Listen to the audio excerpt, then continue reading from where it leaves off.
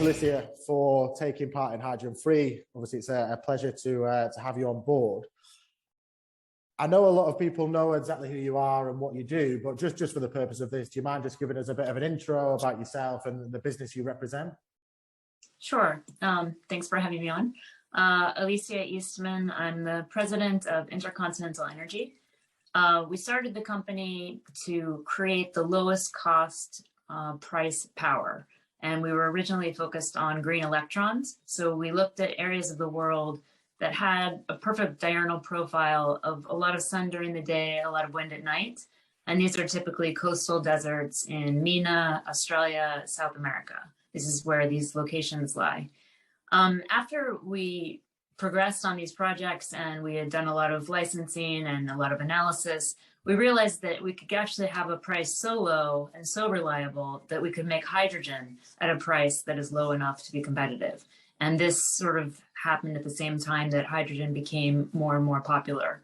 And so all of our projects now are producing hydrogen from the upstream wind and solar, and downstream, possibly, most likely, ammonia for all first phases of all 4 projects. So we have 200 gigawatts of upstream wind and solar across 4 projects, 2 in Western Australia, 1 in Oman, and 1 in Saudi Arabia.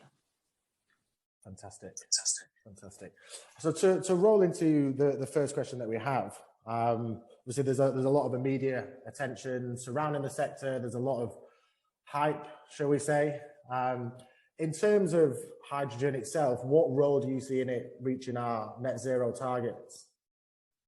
Well, I think it's going to be an important sort of arrow in the quiver or a tool in the toolbox, because it is a fuel, and there are many instances. I mean, the first inclination is to just electrify everything. Why aren't we just electrifying everything?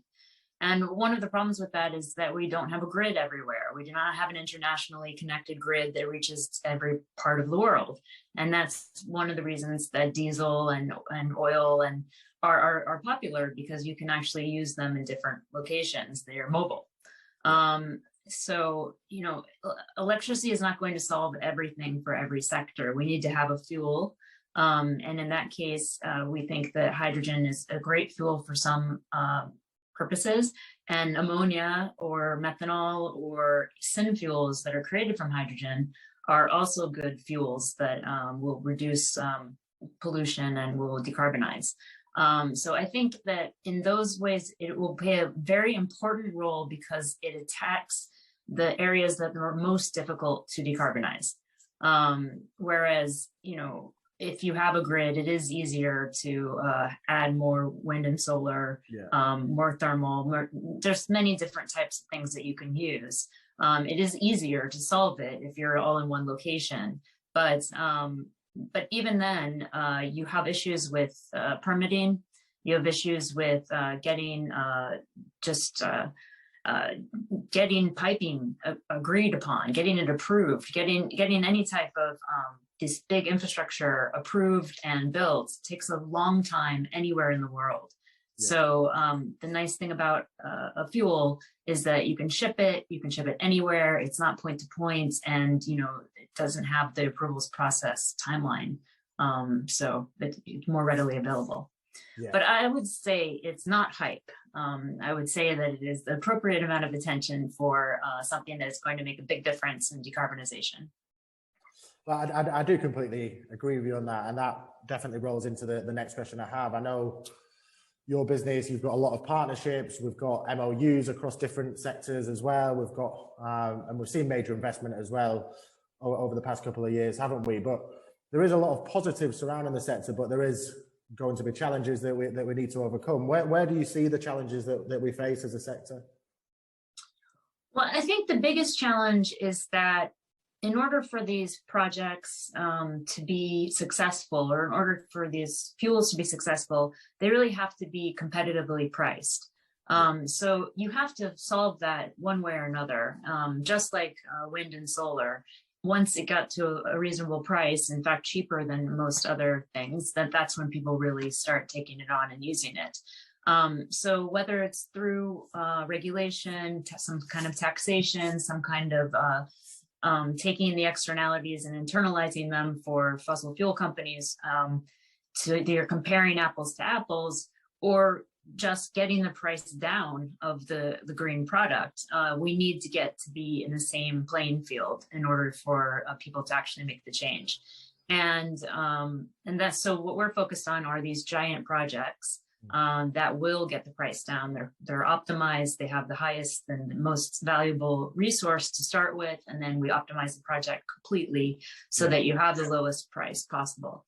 And I think that this is attractive to a lot of big investors that need to move money away from fossil fuels and into green projects. They have a lot of money, like trillions to move from away. And they can't just invest in a 20 megawatt wind farm. Like for them, it's much easier to invest in a large project and than it is to invest in 10,000 small projects, right? I mean, it just, they only have so many people, they only have so much time. Having said that, they don't like to take a lot of the development risk. So you have this sort of what Gates has referred to with his new group as the development desert, where it's very easy to have people invest in technologies or invest in even projects in the early stages when it's very, very inexpensive. And then it's very easy when you're at FID, everything's done, de-risked, there's no questions left. Okay, that's fine. But in between, it's a little bit more difficult. And we just announced investment from GIC a couple of months ago. And there are a lot of investors like GIC that want to be in this space earlier because they want access to that FID later. They want to be participating in those very large capital calls, because that allows them to move a lot of money into green space, into good positive ESG space, without doing 10,000 different deals. So they've made the bright decision to start earlier. And so which sets them up for the future.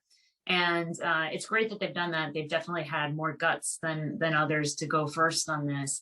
But I think others are coming along. So the biggest problem, I think, is being solved. And it's being solved by people like GIC and others, and also the new breakthrough technology. The new Gates entity is doing the same thing in kind of different ways, sometimes with some grants and different types of money. But basically, that development desert is really what is the biggest problem for the industry, to get things moving and to get things built at scale, which is going to drop the price for everyone.